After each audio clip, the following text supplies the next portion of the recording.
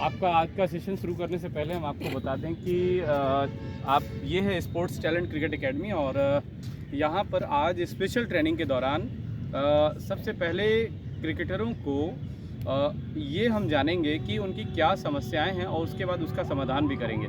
लेकिन साथ ही साथ आपको बता दें कि बेसिक टेक्निक के साथ साथ क्रिकेट में बल्लेबाजी के दौरान क्या क्या समस्याएं आती हैं, उनका निवारण टेक्निक के साथ बेहतर कैसे किया जा सकते हैं, इम्प्रूवमेंट कैसे किया जा सकता है। आफ्टर वार्म अप ये तीनों बल्लेबाज यहाँ मौजूद हैं और साथ ही साथ कुछ और प्लेयर भी मौजूद हैं। हम उनके साथ शुरू कर रहे हैं ये सेशन। आप इसे देखिएगा, कहीं जाइएगा नहीं। चलिए, शुरुआत होगी हमारी इस तरीके से कि आप हैं विकेट के ठीक सामने और कहाँ से हम शुरू करें, कहाँ से उठाएं, इसके लिए ज़रूरत होती है बेसिक्स के साथ पहले ये जान लेना कि आपकी प्रॉब्लम कहाँ पर आ रही है। क्योंकि आपने पिछले समय में प्रैक्टिस करी है, उन प्रैक्टिस के दौरान आप कहाँ समस्या आपको आ रही है, सबसे पहले उन समस्याओं के साथ हम आगे बढ़ते हैं। चलिए स्टार्ट करिए आप अनुराग। सर हमको ड्राइव मारनी है, तो रहते हैं थोड़ा मतलब सामने वाला आ जाता है, उसका थोड़ा रहता है कवर साइड पे, उस पर थोड़ा फंसने पे थोड़ा बैक फुट ले रेडी हो जाते हैं। नहीं, फिर से बोलिए सर। थोड़ा मतलब जब मारना रहता है ड्राइव तो मारना रहता है, सामने वाली बॉल मार लेते हैं तो थोड़ा बाहर रहती कवर्स पे, तो उसको थोड़ा दिक्कत आती है। राइट। देखिए, पहली जो डायग्नोसिस के लिए हमारे पास अपील आई है वो ये है कि आप सामने का बॉल तो ड्राइव मार लेते हैं, लेकिन जो बाहर का बॉल होता है उसे ड्राइव मारने में दिक्कत होती है।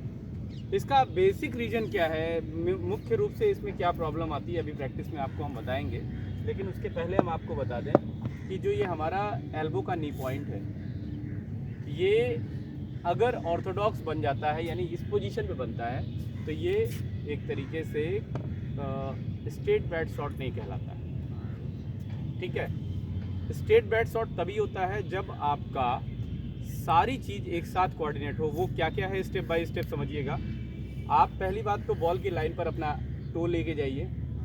टो के साथ साथ आपका ये जो टो का नी पॉइंट है, ये वाला नी पॉइंट आप देखिए, इसको लेके जाइए।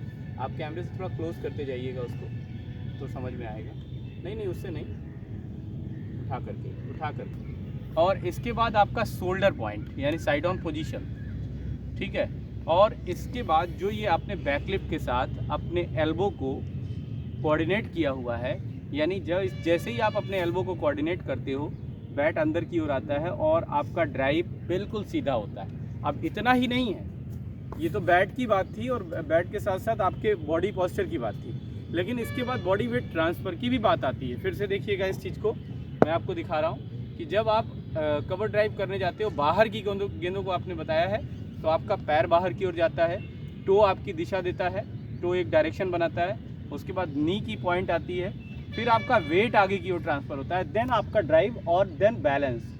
अगर ये बैलेंस बना हुआ है तो ड्राइव ऑटोमेटिकली अच्छी होती है। देखिए ध्यान से, ये आप अंदर से लेके जा रहे हो और बैट के साथ साथ बॉडी का बैलेंस, और ये बैलेंस आपको शॉट्स को बेहतर कर देता है। जब इसकी आप रोज़ प्रैक्टिस करते हो, चूँकि आपका बायां हाथ जो होता है वो कमज़ोर होता है, टॉप हैंड से ही पूरी क्रिकेट खेली जाती है, लेकिन क्रिकेट के नज़रिए से टॉप हैंड ही सबसे मजबूत हैंड होता है।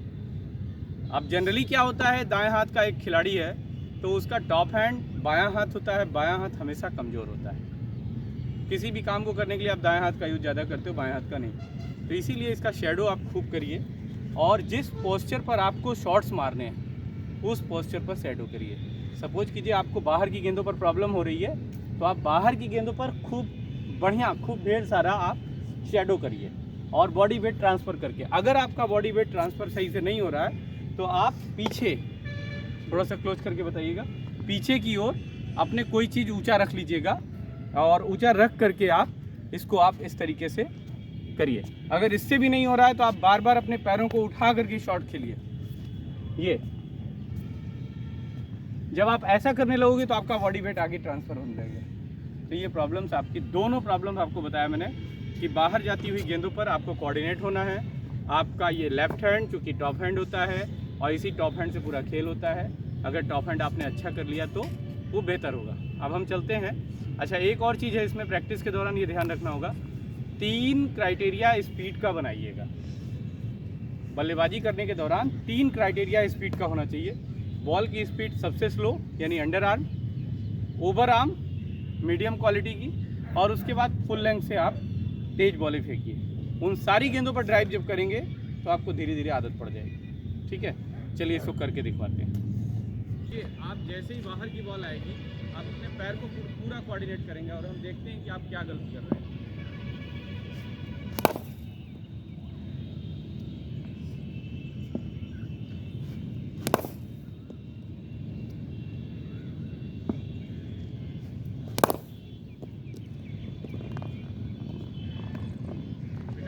कैमरे को इधर से ले आओ।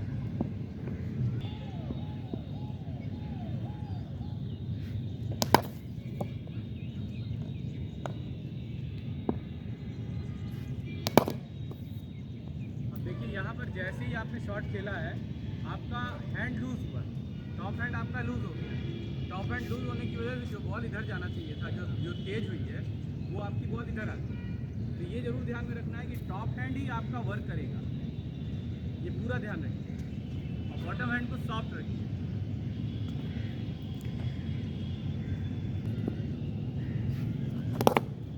ठीक है, बढ़िया, शाबाश,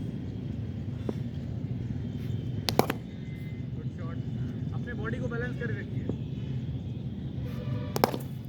वेल डन।